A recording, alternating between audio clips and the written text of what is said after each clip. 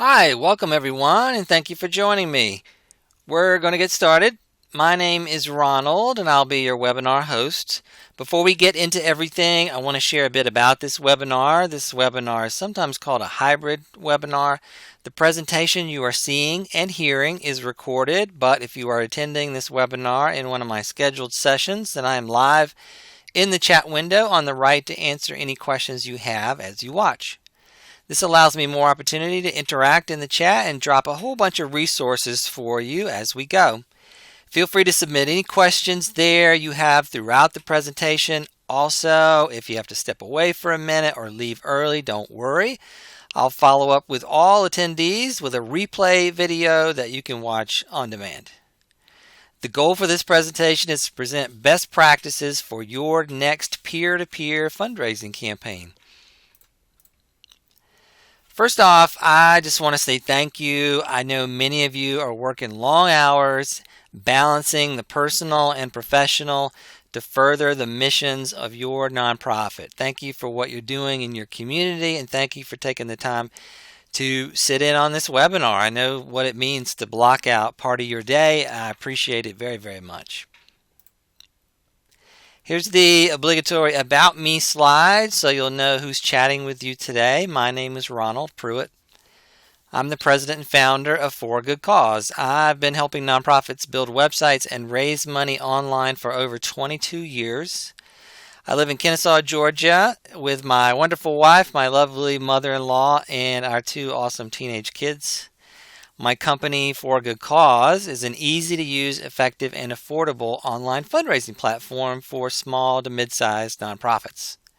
It's an all-in-one platform for online donations, event registration, crowdfunding, peer-to-peer fundraising, and donor management. Nonprofits that use For a Good Cause have donation sizes double national averages and can typically pay back their investment in our software with only one donation each month. You can check us out at foragoodcause.com. You can read my blog there and follow me on Twitter at 4AGC for more online fundraising tips. Okay, enough of that. What are we going to be up to today? We're going to work our way through tips to help your small nonprofit put on a successful peer-to-peer fundraising campaign. If you stick around to the end of the presentation, which I hope you will, I'll have a free resource for you, our peer-to-peer giving campaign digital content cheat sheet.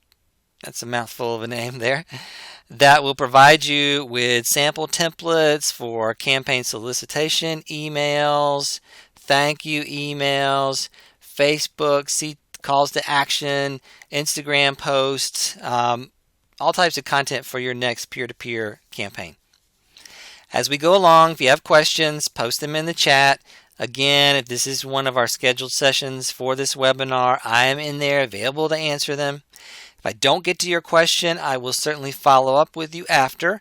If you're watching this later as a recording and have questions, I'll give my contact info at the end of the presentation. Feel free to send me any question you have or request any resource offered. Okay, here we go. Let's start off by defining what we're talking about. Peer-to-peer fundraising is fairly simple in its concept.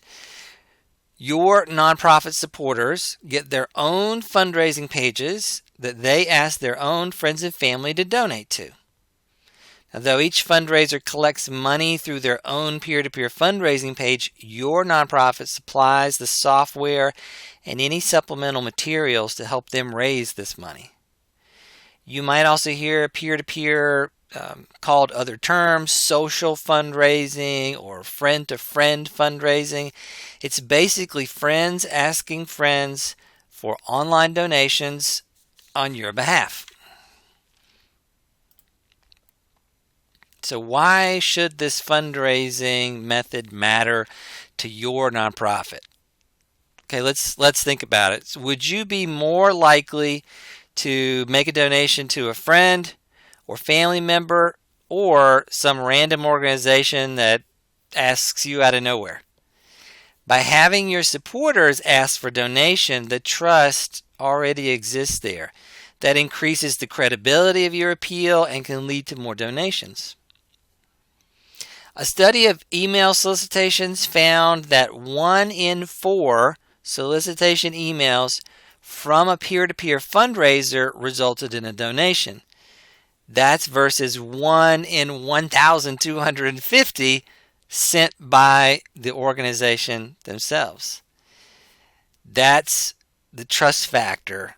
My friend is sending me something. It must be worthy of my time, worthy of my donation.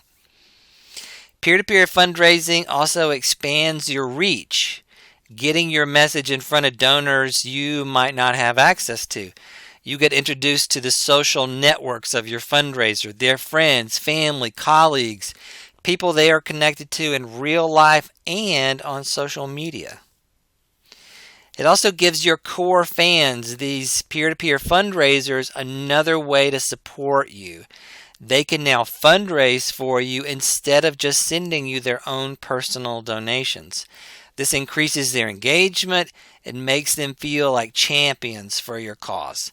This leads to better retention of these supporters, a big long-term win for your organization. Your fundraisers can also sometimes tell your story better than you can, with more emotion or personal storytelling that attracts donors. This is an example of what I mean by this. This is a fundraising page that someone has built for the Alzheimer's Association. It's a page by Catherine in memory of her late husband, Sid. This tells in detail her love for him, what Alzheimer's did to him, and their family's struggle with that, and her gratitude to the association for working on this issue. This is a really powerful testimonial, maybe more powerful than the organization can do itself, and there are hundreds of these pages. Peer-to-peer is a big thing for this organization. Imagine your supporter doing this type of testimonial for you. That's powerful, powerful stuff. The bottom line for peer-to-peer fundraising is that you can get more engaged supporters that introduce you to new donors that are more likely to give. I'm going to drop a link in the chat area, statistics from a group called the Peer-to-Peer Professional Forum. It's a group that tracks peer-to-peer fundraising. They have a bunch of statistics on peer-to-peer fundraising, and some of these stats might be useful for you if you need to convince your organization how important this type of fundraising can be for you. How well does this line up with your own experiences? I'm going to drop a couple of poll questions for you to answer so your fellow attendees can see where they stand versus your experience. So look on the right in the chat area. I'll be asking, how many of you have been asked by a friend and then made a donation to that friend's peer-to-peer fundraising page? According to the Peer-to-Peer Professional Forum, that link that I've just dropped for you, 39% of Americans say they have donated to charity based on a request from a friend or family member. Let's see how that matches up with the folks that are watching today. How many of you have gone the extra step and become a peer-to-peer fundraiser yourself? Created that fundraising page and tried to garner donations from your social network. Feel free to also share in the chat area, who did you raise money for? How did it go for you?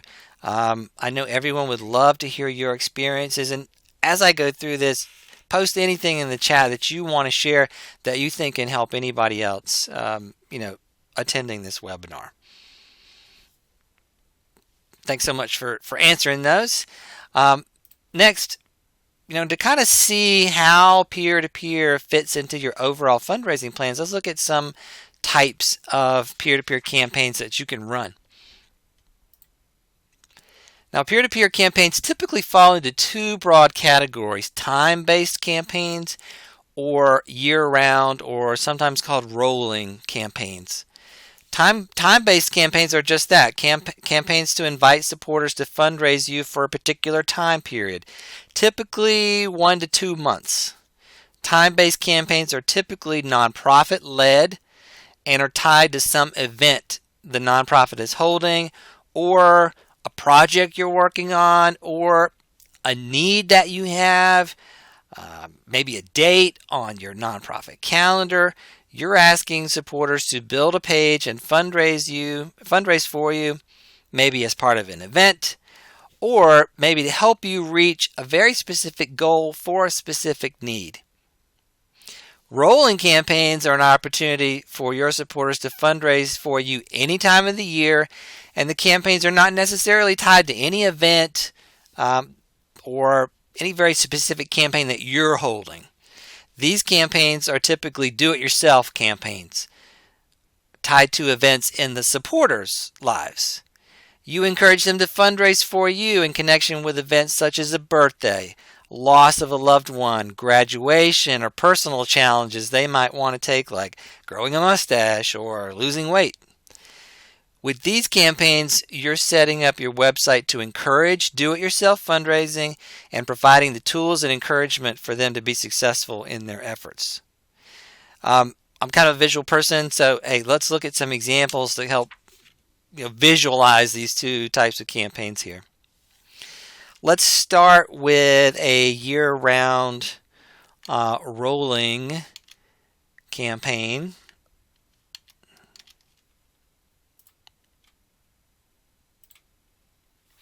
Let's look at the Juvenile Diabetes Research Foundation. It's an organization that does this quite well. For this type of campaign, this rolling year-round campaign, you need to provide the content on your website that gives them ideas on events in their life that can be tied to fundraising for your cause. So do-it-yourself campaigns work best when those personal events in their life tied directly to your mission. So for the JDRF, that might be the diagnosis of diabetes. It might be the loss of a loved one. Those tie really great kind of directly there.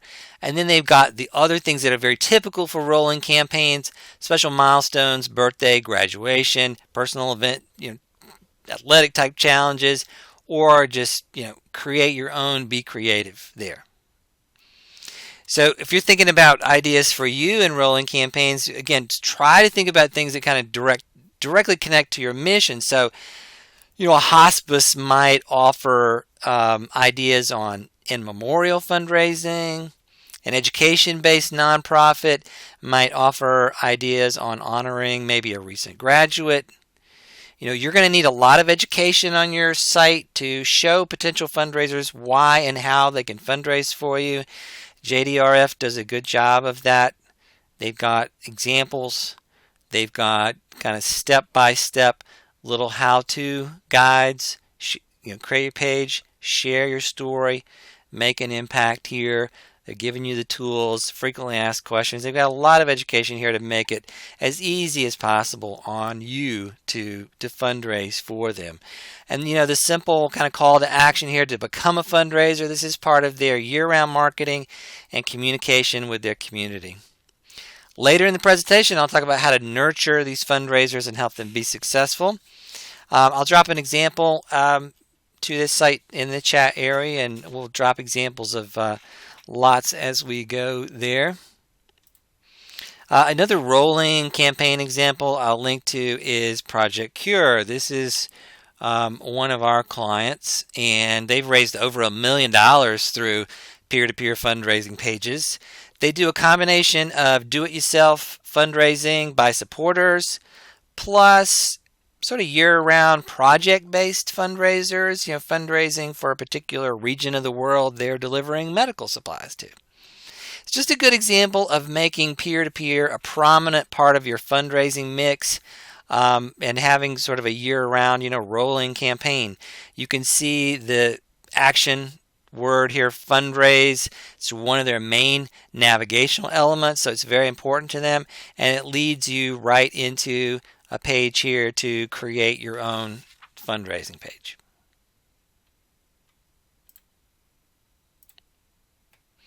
Now, time-based campaigns, they do normally revolve around either an event organized by the nonprofit, or the nonprofit has a timed goal to fund a specific project. Again, they typically run 4 to 8 weeks. Fundraisers are galvanized by the time restriction and work hard to raise funds, before the deadline. Often donations made in this time window are matched by a major donor or corporate sponsor that your nonprofit is working with. I highly recommend finding a matching donor for these types of campaigns. When they're tied to an event, these events are often activity events, like you see here on screen. They're challenge events like a personal fitness challenge, a race like a 5K or marathon, walkathons, bowl-a-thons, etc. Traditionally, peer-to-peer campaigns have been combined with in-person events, but during the pandemic, now they're being combined with virtual events. We've seen nonprofits replace sort of the in-person race, with a at-home fitness challenge, for example. So all these types of events kind of work really well with peer-to-peer. I mentioned virtual events. I want to note, if you did not have a chance to view my webinar from last month, that's what that was on, virtual events. I'll drop a link to that. Certainly would recommend that you go back and take a look at that, because virtual events and peer-to-peer is a big combination right now. Examples, one of the most well-known nonprofit-led event-based peer-to-peer campaigns is Relay for Life, put on by the American Cancer Society. Relay for Life is a team-based fundraising, cancer walk event where team members take turns, walking around a track or a designated path. Each team member, they're meant to have someone on the track at all times, to kind of show that cancer never sleeps. So each team is meant to raise money through peer-to-peer fundraising pages as part of their participation in the event. They've raised millions of dollars through this, with their army of their purple fundraisers, peer-to-peer fundraisers. They're still doing it during the pandemic, with some safety guidelines. Just a good example of a time-based peer-to-peer campaign. Again, I'll drop a link. Certainly something that you want to check out as a good example. Time-based campaigns don't have to be tied to an event, though. They can be goal or project-based. This is a good example here. This is a group called Lacrosse the Nations, one of our clients. They do educational outreach in Central America, and they use the sport of lacrosse as a teaching tool. They raise the vast majority of their funds each year from peer-to-peer fundraising. One of the campaigns they do each year is their LTN Cup. It's a celebration of the teams of kids that they're working with, a celebration of the coming together of their supporters. If you support LTN, you're on the team. It's a campaign based on raising X amount of dollars to support these teams, this aspect of their work. This campaign runs a few weeks. They reach out to lacrosse teams like Princeton University, lacrosse players like Norman here, coaches all across the U.S. to be fundraisers for them. It's a very natural constituency. They raised over $41,000 this particular year, $16,000 past their goal. And I'll have some other examples of, I'll be dropping links to other examples later on in the presentation. So let's walk through setting up your campaign and best practices around that. Our focus kind of going forward will mainly be here on the time-based campaigns. So getting started. When you're planning a peer-to-peer fundraising campaign, you're making the same types of decisions that you make for any fundraising campaign. You need to set your goal. How much are you trying to raise? Think here about how many supporters will create pages for you and how much you think each can raise. Make your goal attainable. You can always adjust the goal higher if you surpass an original goal. Balance sort of what they can raise with how much you need to raise. What impact of the campaign that you're hoping to make. You need to define what you're raising money for and why. The impact of this particular campaign. This will be important for fundraisers and donors to understand. This will prompt the fundraising. This will prompt the giving, and should be all over your communications. This is the why I should build a page, why I should give. What impact will I have if I participate? Decide what type of campaign that you'll be running. Is it going to be event-based, time-based, ongoing, year-round? If it's time-based, how long will the campaign run? Again, typically you want to give your peer-to-peer fundraisers 1 to 2 months to raise funds. If you're having an event, either in person or virtual, you'll want that fundraising to happen in the 1 to 2 months leading up to the event. You, of course, will make calls to donate during and after the event, but the peer-to-peer fundraising should be the lead up to that event. Also, if you're having an event, you need to decide whether the theme of your campaign is going to be more about the activity or more about the mission or the outcome of the fundraising, what you're fundraising for, or have fun with this activity. Best practice really is to tie them together, that you having fun with us in this event and fundraising for us leads to this particular outcome. One of the biggest planning questions I get about an event-based peer-to-peer fundraising campaign is whether to charge a registration fee. This is something very traditional, especially in pre-pandemic times for in-person events. Paying a $25 fee, to run in a 5K is a good example. I want to put a little bug in your ear about being too transactional with your supporters. Charging a registration fee by its nature is transactional, and participants can feel they gave what they needed to for the event with that fee. It depresses future fundraising. People are inclined to tell themselves, consciously or subconsciously, that they already gave at the office. The reality is that they just became a customer instead of a supporter.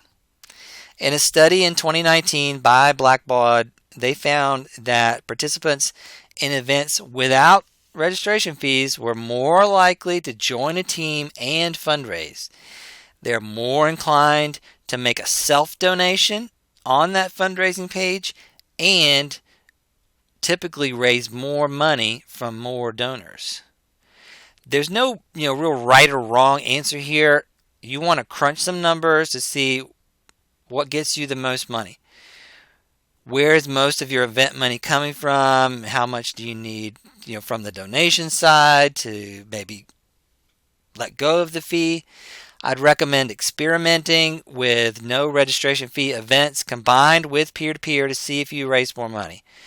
We've seen definitely more of this during the pandemic as nonprofits launch virtual events with no registration fee, where they're trying to reach a larger online audience and potentially more fundraisers.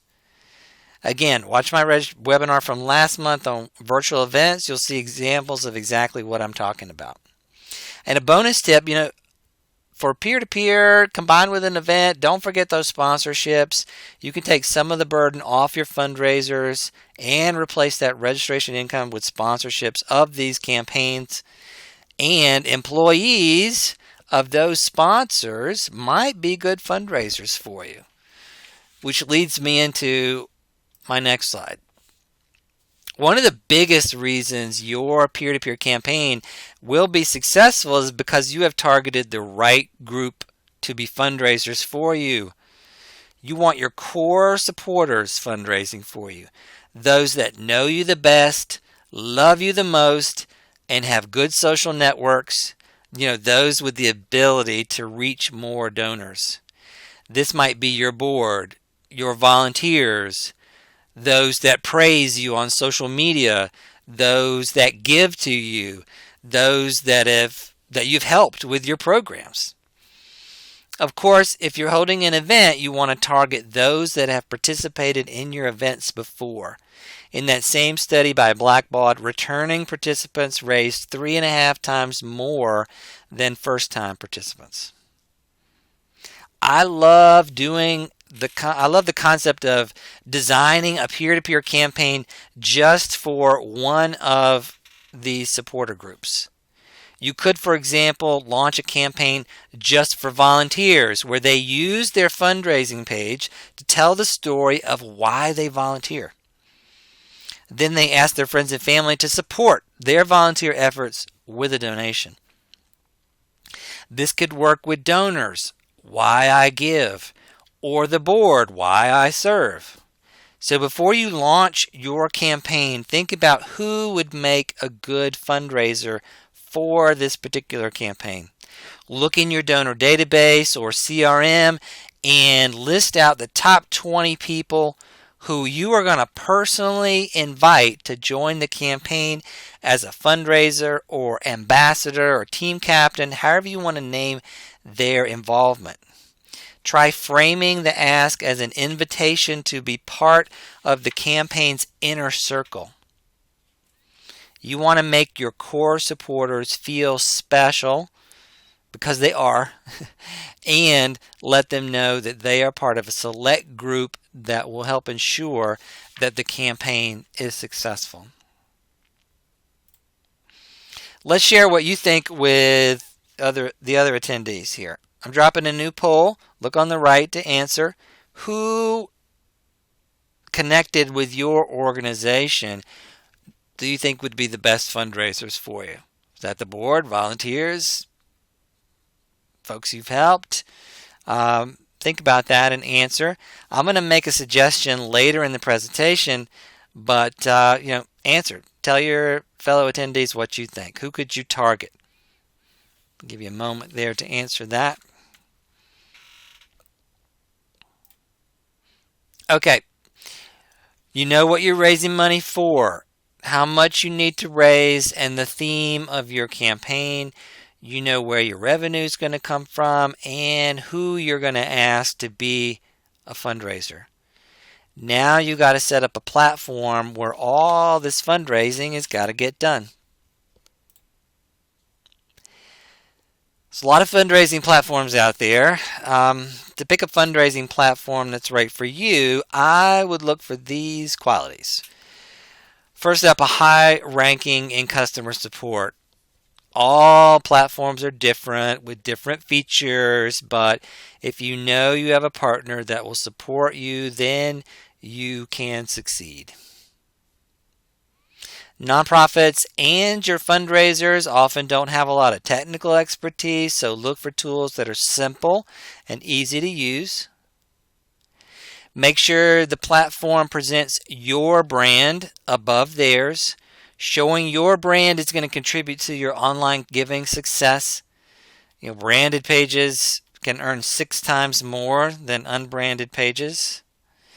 Make sure the platform you choose plays well with other systems that you use. Look for integrations, the ability to move data between systems.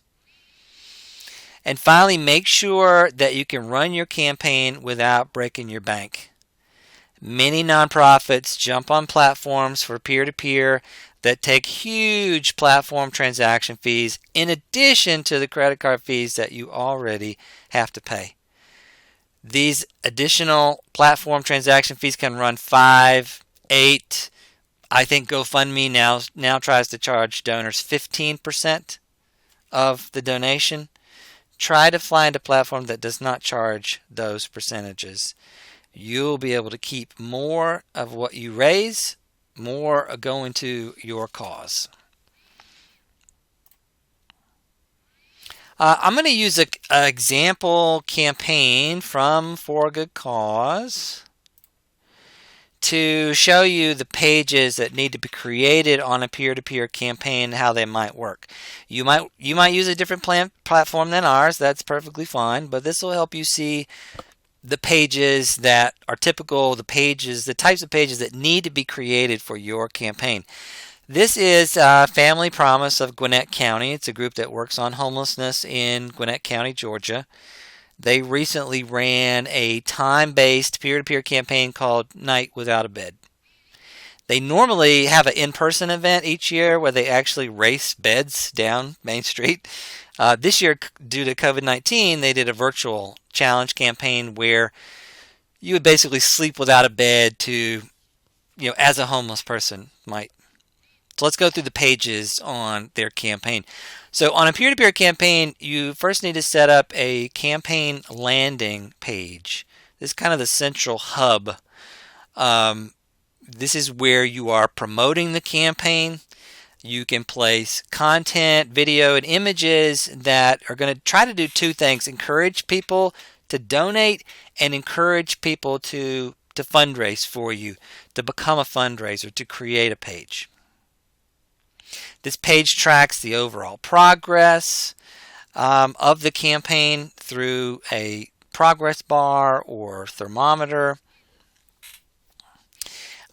Tracks the who's raising the most through a leaderboard of teams and fundraisers. It shows donations that have been made and comments of support that have been made in support of the campaign. A lot of these are little social elements, and you'll want to look for this on your page. Little social elements that entice people to give. A donor will want to join the momentum of a campaign. Be the next donor in the list. Be the person that bumps you over your goal. You also see there's social media sharing tools. Your integration with social media will be very important to your particular fundraiser.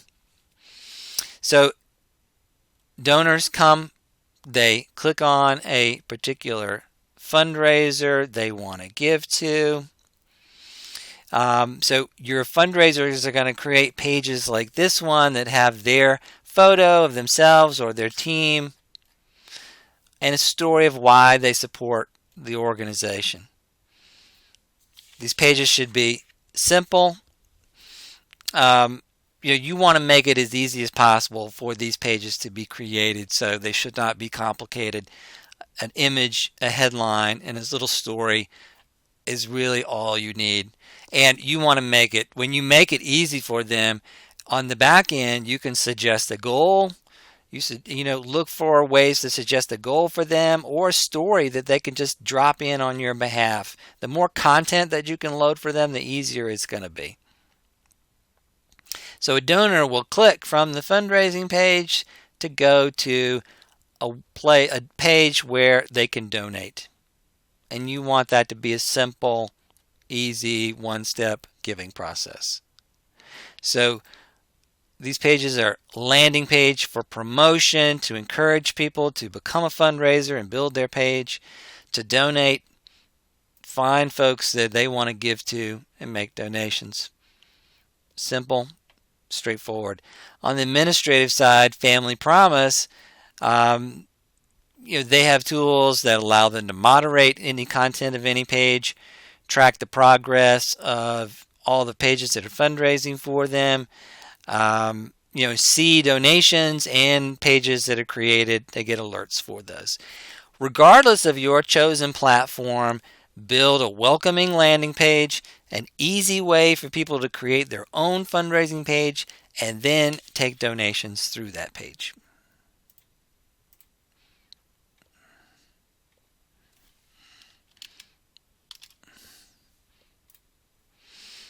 Now, you might be thinking, wait, what about Facebook?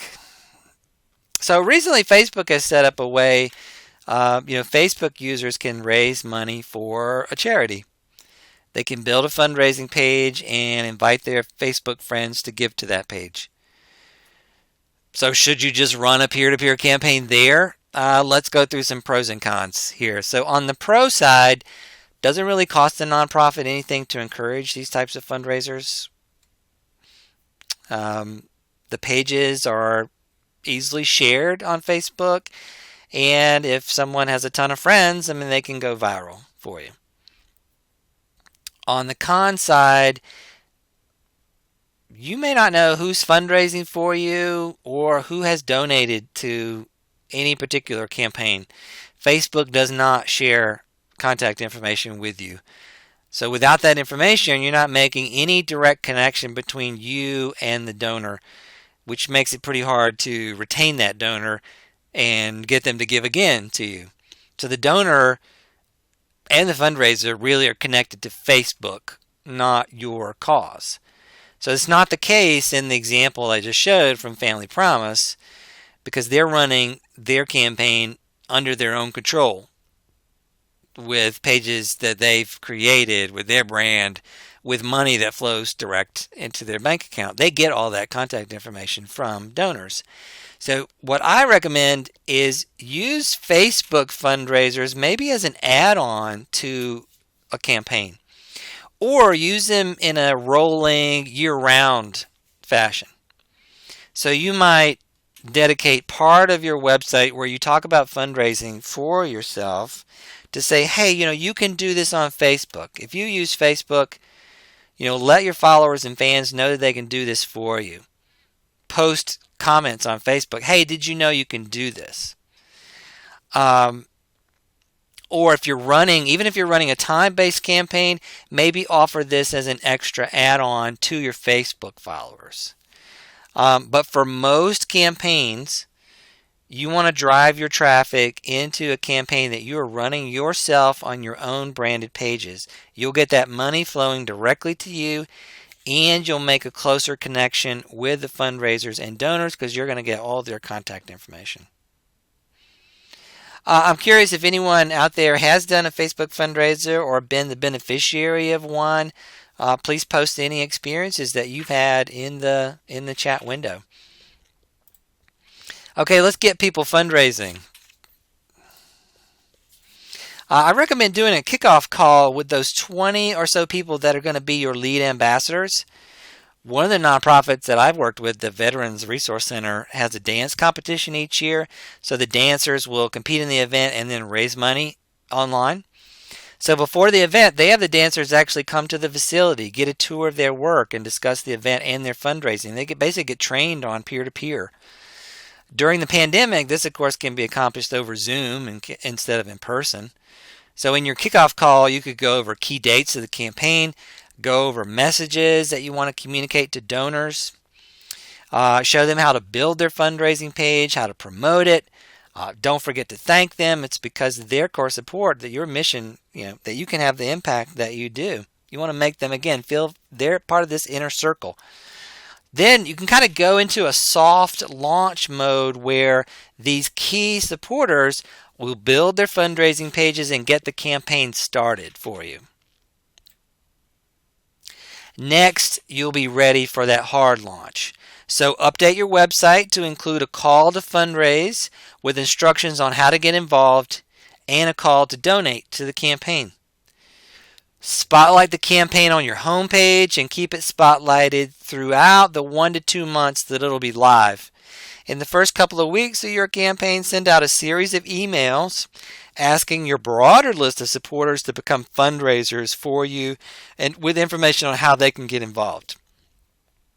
Start a series of postings on social media asking people to get involved in the campaign. Make sure that you have a hashtag for the campaign. When you do that, it will allow you to monitor that on social media, giving you a chance to like, retweet, repost any comments that have that hashtag. You can track that and amplify that for your fundraisers. As you go further into the campaign, your communications are going to transition a bit to supporting those that are fundraising and encouraging folks to donate to them.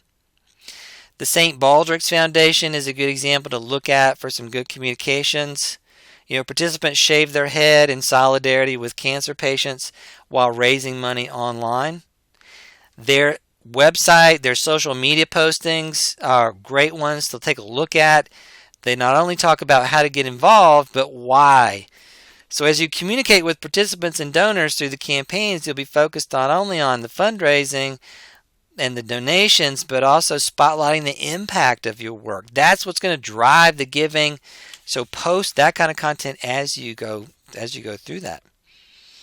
Now, a small nonprofit is not going to have this extensive an operation as St. Baldrick's, but you can kind of copy the ideas of what you see on their website in emails that you send out, how they encourage social media participation, like this example here where they're following the hashtag virtual shave 2020 and reposting that.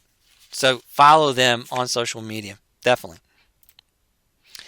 People always want to be part of a winning story, so when a potential fundraiser sees a huge campaign goal with no progress, it invites doubt as to whether the campaign will be successful.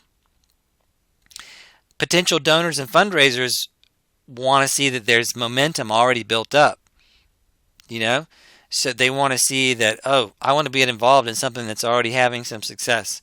So identify a donor or corporate sponsor that will greet each fundraising page with a donation. It doesn't have to be a large donation. Just don't let anybody linger with zero on their page. I've seen nonprofits have a board member or major donor give $10 to each page created and post a comment of support with that donation. Thanks for doing this. You can set up that donor to get alerts anytime a page is created. In your communications, you can also encourage a self-donation from the fundraiser themselves to get things started. Helping fundraisers. Your supporters are not professional fundraisers. They need your help. You need to be their fundraising coach. You're going to do that by providing them a fundraising toolkit. This is a collection of how-to guides and sample communications they can use in building and promoting their fundraising page. Here's a couple of examples that I want to show you of this. First up, the Michael J. Fox Foundation. They get a big chunk of their donations through peer-to-peer. They built a section of their site to provide all the resources for their fundraisers. This is one of the best toolkits I've seen. Checklists, sample social media postings, how to publicize it in the local community, 5 tips to get started. Really check out this site for lots of ideas here on the types of things that you want to put out to your fundraisers to help them get started. Another example here, this is Second Harvest, the food bank. They give you a toolkit for doing a virtual fundraising drive, and you can just download that right there from that button. This doesn't have to be very sophisticated. You simply want to provide a download or a page that offers guides and sample content that they can use, like a sample Facebook posting, for example. They don't do this for a living, so showing them how to ask for a gift is going to go a long way to helping them fundraise. So if you stick around to the end of the presentation, I'm going to have our peer-to-peer cheat sheet will have some of these type of sample communications that you can use to turn into a fundraising toolkit for yourself. During the campaign, you're going to help them by sending out periodic emails that encourage them. So, as they set up their page, send out an email to welcome them. Send them access to the toolkit to help them get started. Plan on an email halfway through the campaign to encourage them to keep going. And you could segment that. You might send one email to those that have not had any activity, might be sitting close to zero, to remind them of the techniques to get donations. You might send another to those that are doing really well to congratulate them and to cheerlead to keep them pushing forward. Toward the end of the campaign, you might ask your fundraisers to make a final push. There's still time to get donations. I'm going to drop a link to a really cool little resource I came across on New Hampshire Gives. It's a Giving Day site that has a lot of good sample communications that you can adapt. A Giving Day like this one or Giving Tuesday is another good time for a peer-to-peer campaign. Definitely check this out. This will give you a lot of good ideas for the types of communications you can do throughout the time of your time-based campaign to help them out. One of the things you're going to want to put in these communications is gamification. This is where you turn your fundraising into a game. Many peer-to-peer campaigns have some element of competition. Gamification could involve emphasizing your leaderboards. Who's raising the most money?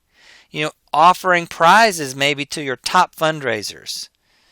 Or, maybe a prize to who has the best team name. Fun ideas like that.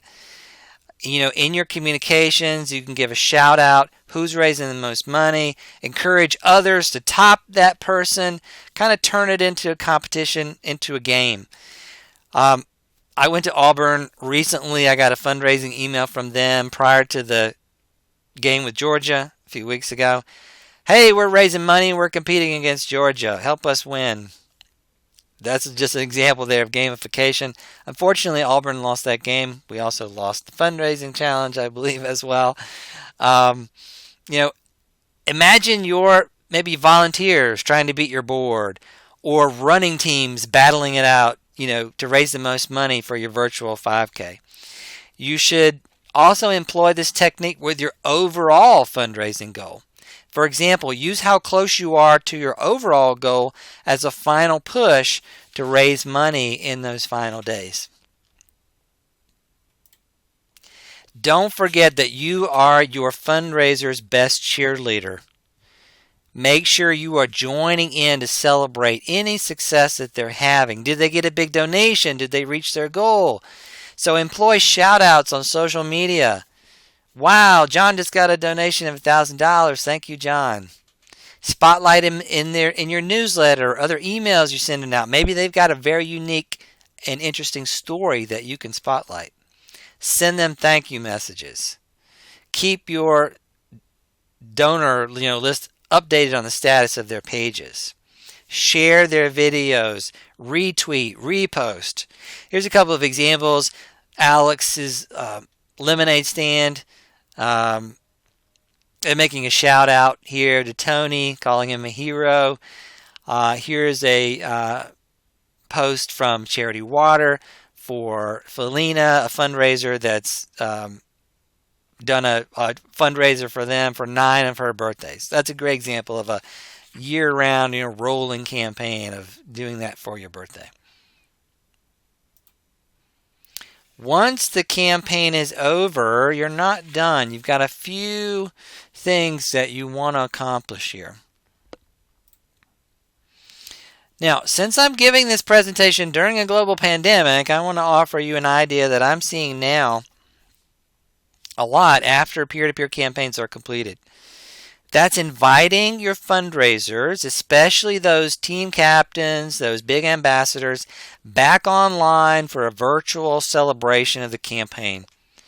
This could be accomplished via Zoom or other meeting platform.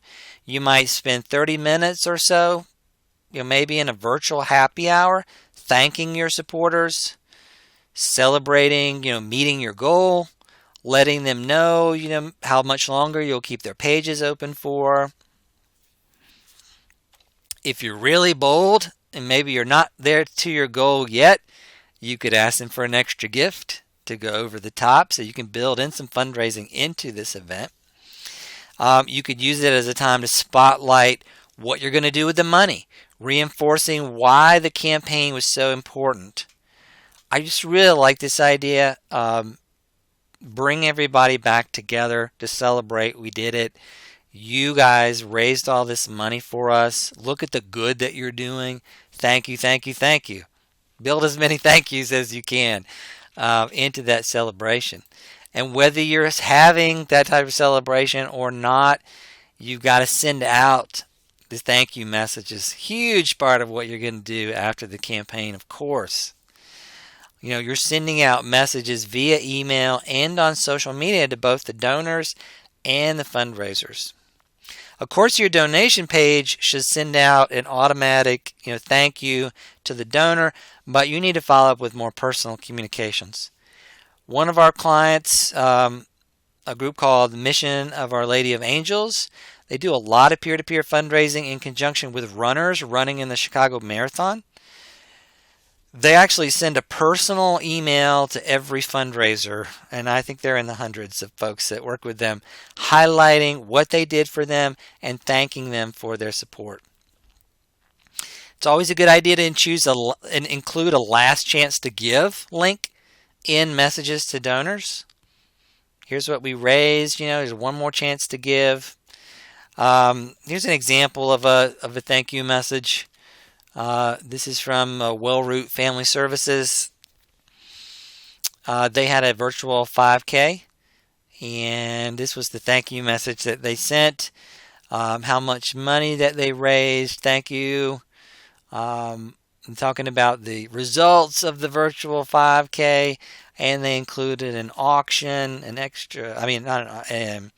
call to action, to pray with them.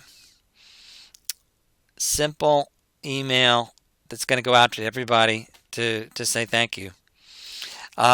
Always include some type of call to action. I mentioned you could ask for another donation here.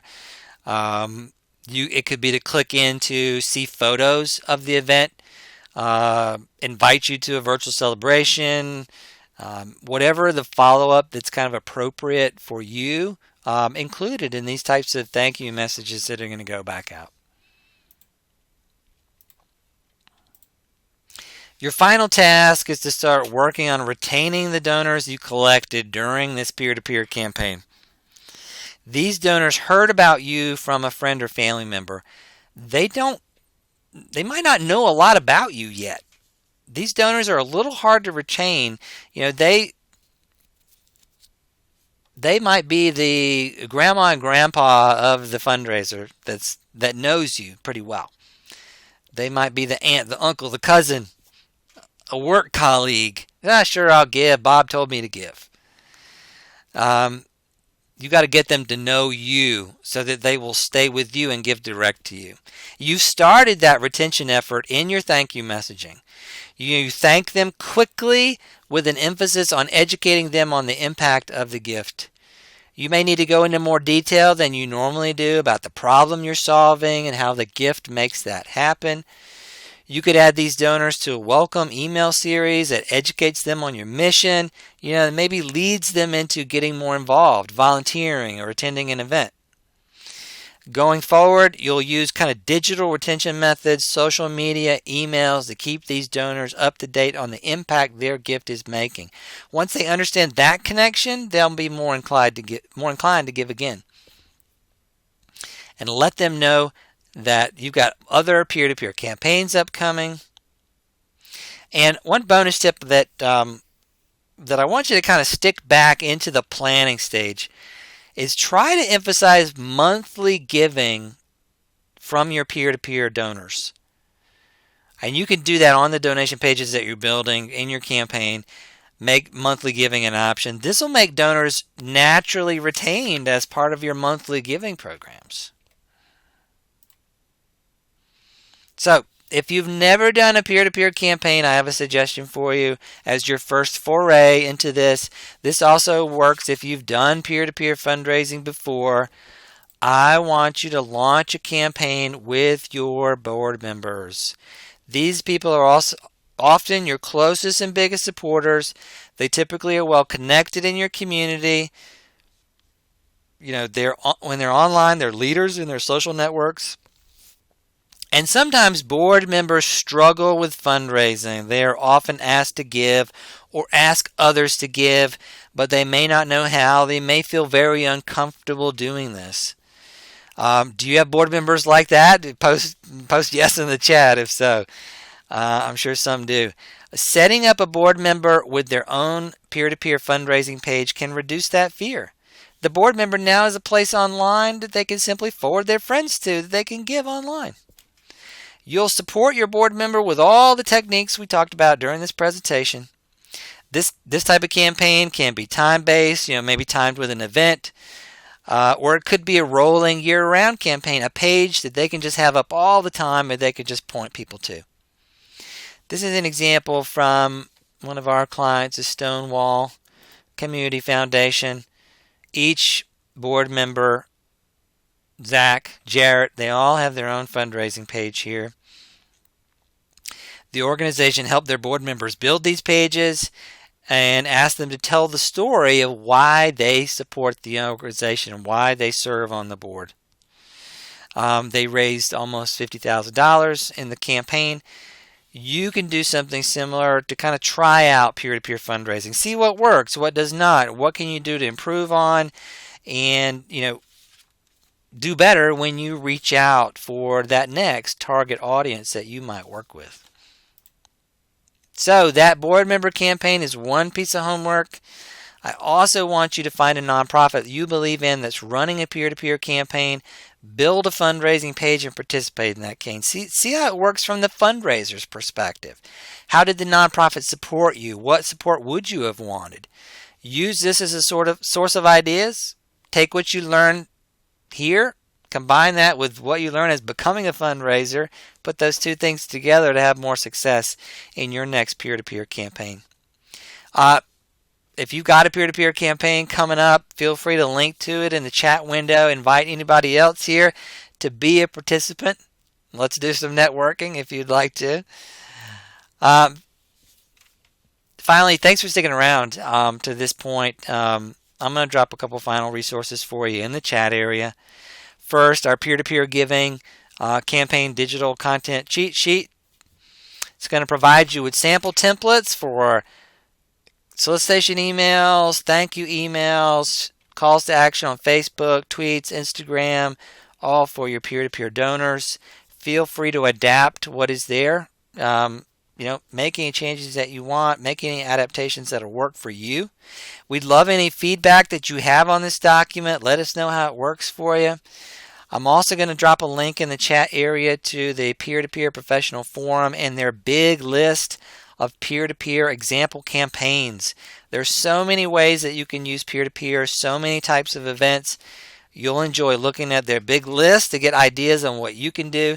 And if you didn't catch all the links or anything else that I've dropped during the presentation, no worries. I'm going to send all of that out with the replay video that you can watch again. So thank you very much for attending this webinar. Post any final questions now that you've got. I'll follow up with anything that's posted. If you're watching this as an on-demand recording later, you can reach out to me here to ask any questions that you have. You can also reach out to request any resource offered during the presentation. If I missed anything, if you missed anything, I'll send out a replay again in the next few days. This is Thursday, so by Monday you should have something in your inbox. Check your spam folder if you don't see it. Email me if you don't see it. Once I close this webinar, you'll be redirected to a survey. Please let me know how I did today. I hope you found this useful. And thanks so much again for attending and for what you're doing for your community. Thank you, thank you, thank you. And see you next month at my next webinar. Talk to you soon.